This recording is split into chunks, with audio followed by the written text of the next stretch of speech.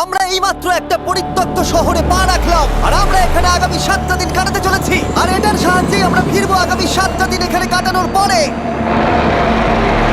আমরা কেন এটা করছি? কন্টেন্টের জন্য।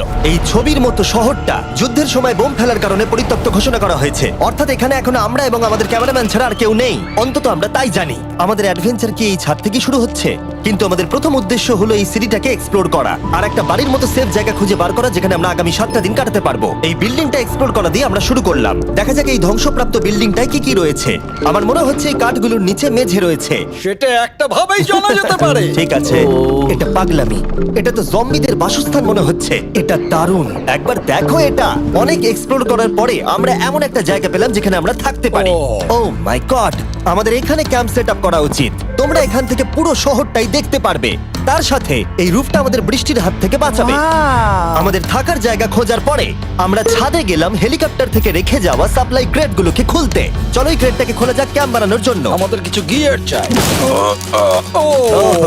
এই ক্রেটের ভিতরে সবকিছু আছে যা আমাদের আগামী 7টা দিন প্রয়োজন। তোমরা যদি ভাবো এগুলোকে আমরা সিঁড়ি দিয়ে কি করে নিচে নামাবো, বলে দিয়ে আমরা এগুলোকে ফেলবো। Oh! চ্যান্ডলার! দেখো এটা একদম সোজা নিচে নামছে। ক্রিস, এখন স্লিপিং ব্যাগের বৃষ্টি হচ্ছে।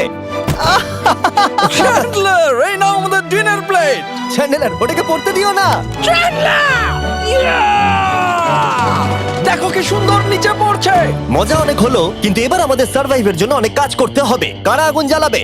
আমরা করব। তাহলে আমরা বিছানা বাঁধবো। ক্রিস মার্কের সাথে আগুন জ্বালাতে শুরু করলো। আমি লক কেবিনের খুব বড় ফ্যান, আমার আগুন জ্বালাতে খুব ভালো লাগে। ইগল স্কাউট, তোমাদের কি বলেছি আমি?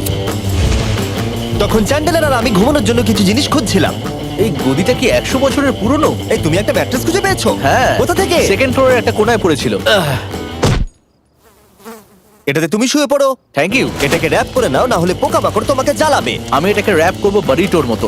আর যখন চ্যান্ডেলার ম্যাট্রেসটাকে র‍্যাপ করছিল, আমরা তখন ঘুমাবো বলে ঠিক করলাম কাঠের দরজার উপরে। আমার মনে হচ্ছে তোমরা আমার থেকে বেশি কমফোর্টেবল হয়ে শুয়ে আছো। এখন থেকে পিঠে ব্যথা করছে।